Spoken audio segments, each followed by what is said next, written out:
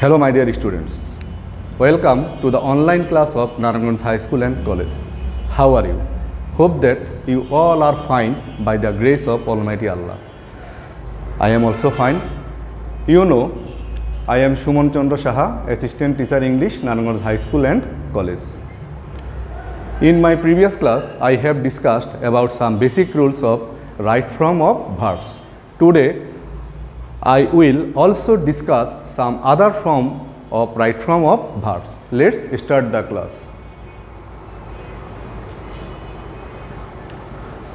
Rule 7. Rule 7 is about to. You all know to is a preposition.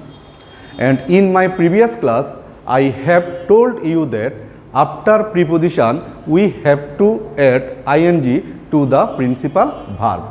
But in case of to, you can't add ing to the principal verb. Rather, you have to write principal verb 1 after to.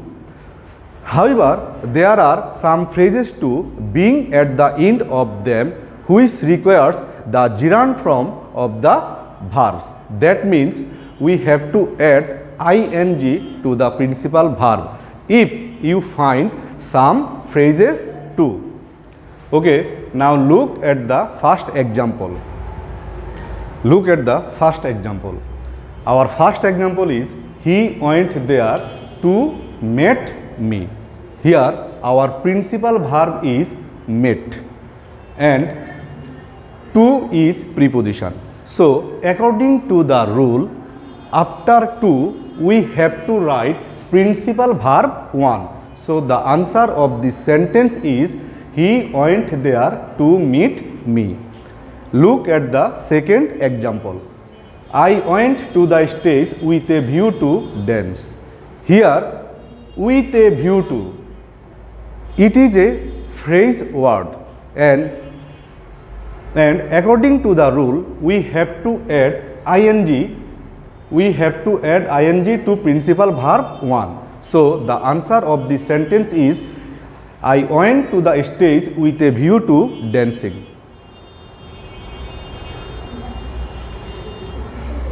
Students, I think you have understood rule 7.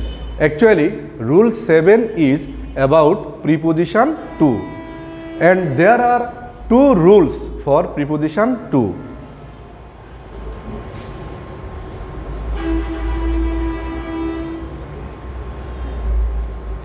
Rule 8.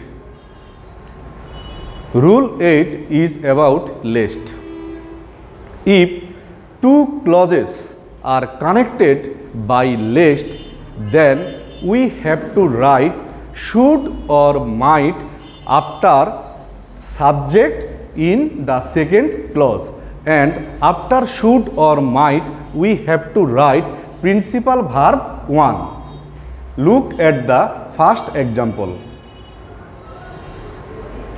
Run fast lest you miss the train. Here run fast is a clause, you miss the train is another clause, and these two clauses are connected by lest. So according to the rule we have to write should or might after subject, and then we have to write principal verb 1 of the main verb. So the answer of this sentence is run fast lest you should miss the train. You can write run fast lest you might miss the train.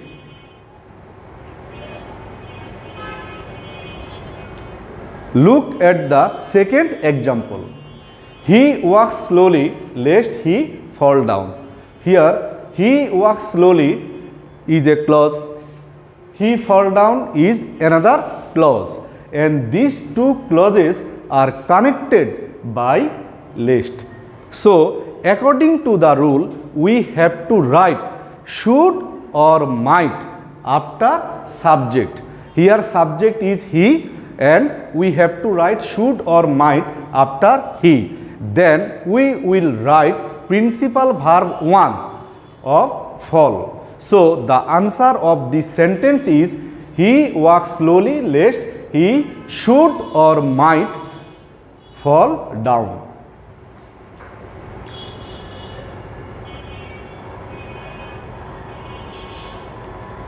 So students, I think you have understood rule 8. Rule 8 is about lest. If two clauses are connected by lest, then you have to write should or might after subject in the second clause, and then you have to write principal verb 1 after should or might.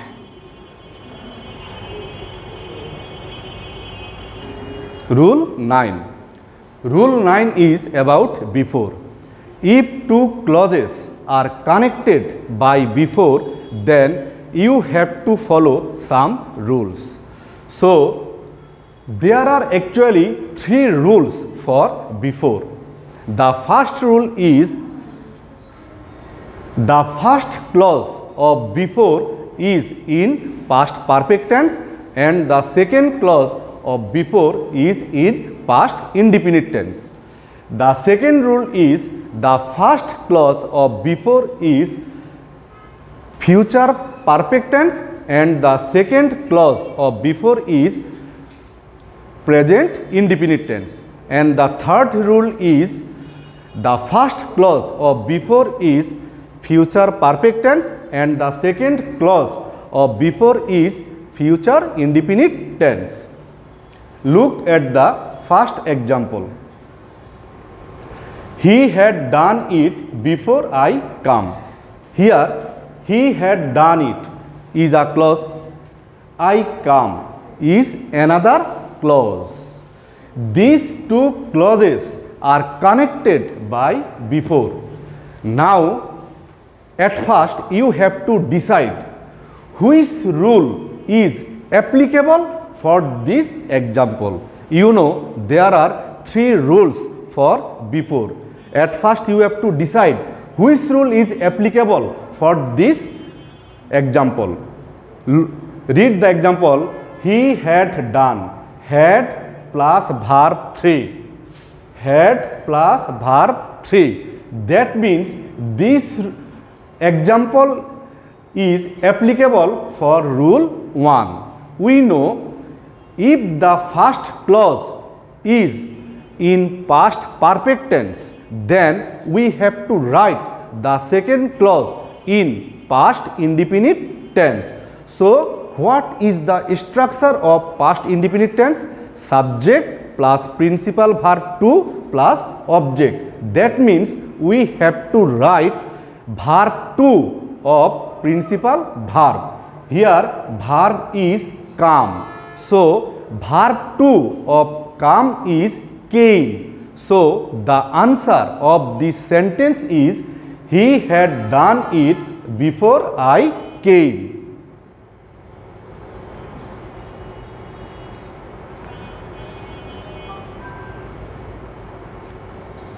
Look at the second example.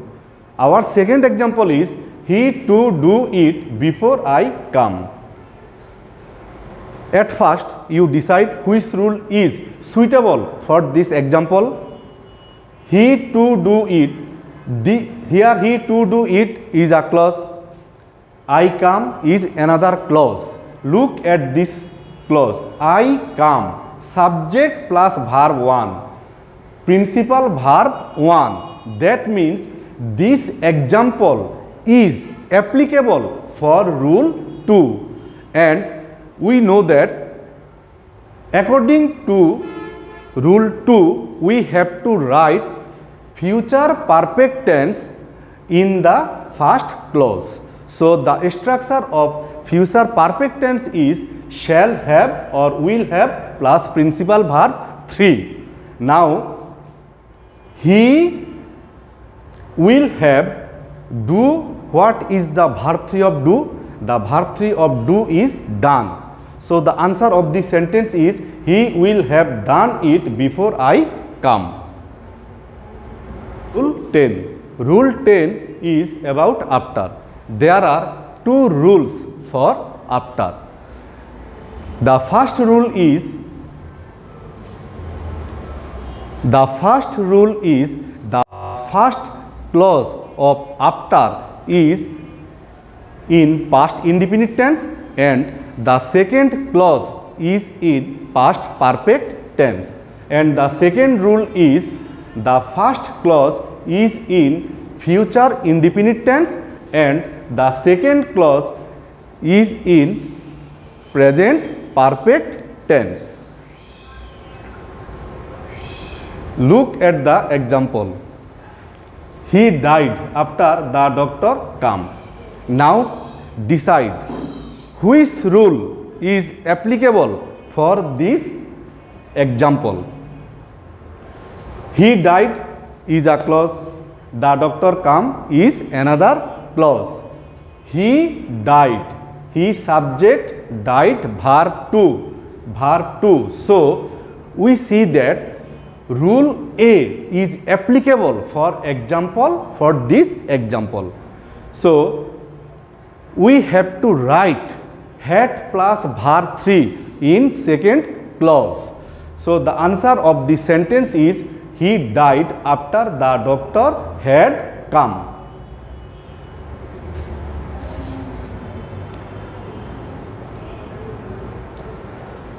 Look at the second example. He will go home after he finish his work.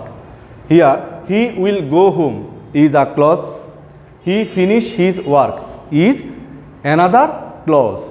Now, at first, we have to decide which rule A or rule B is applicable for this example. Read the first clause.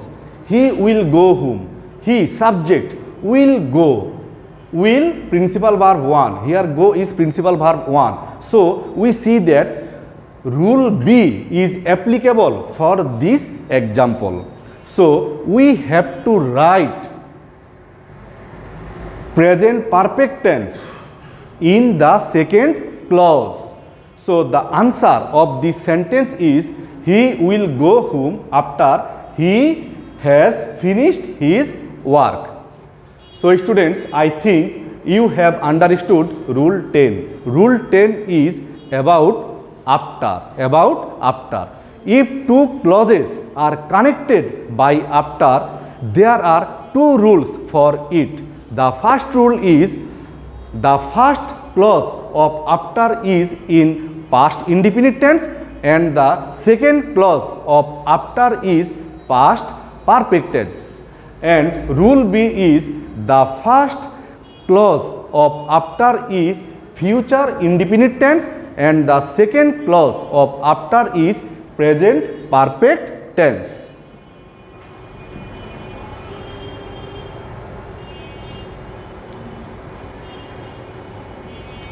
Rule 11. Rule 11 is about as if or as though. If two clauses are connected by as if or as though, you have to follow two rules. So what are the rules for as if and as though? Look, the first rule is the first clause. If the first clause of as if or as though is in present tense, may be present indefinite, may be present perfect, then the second clause will be in past indefinite tense. And rule B is if the first clause of as if or as though is in past indefinite tense, then the second clause will be in past perfect tense. Look at the first example. He speaks as if he knows everything. Here, he speaks is a clause. He knows everything is another clause. Now decide which rule A or rule B is applicable for this example. Read the first clause. He speaks. It is verb 1. So this example is applicable for rule A. We know if the first clause of as if or as though is in present tense, then the second clause will be in past indefinite tense. So, the structure of past indefinite tense is subject plus verb to plus object. Here verb is know. So, the verb to of know is knew. So, the answer of the sentence is he speaks as if he knew everything.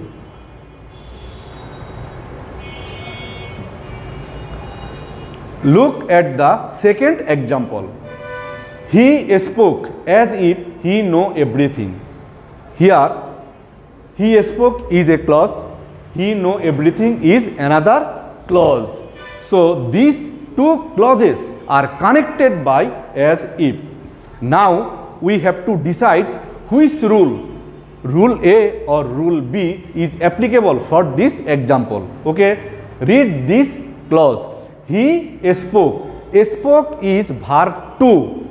Spoke is verb to. So, rule B is applicable for this example. We know if the first clause of as if or as though is verb to, then the second clause will be in past perfect tense. That means we have to write had plus principal verb 3 after subject. Here he know everything is second clause, here he is subject, know is principal verb. So, we have to write had plus principal verb 3. The verb 3 of know is known. So, the answer of the sentence is he spoke as if he had known everything. Students, I think rule 11 is clear to you. Rule 11 is about as if or as though. There are two rules for as if or as though. The first rule is if the first clause of as if or as though is in present indefinite or in present perfect tense, then the second clause will be in past indefinite tense. And if the first clause of as if or as though is in past indefinite tense, then the second clause will be in past perfect tense. I think this rule is clear to you and you have understood this rule.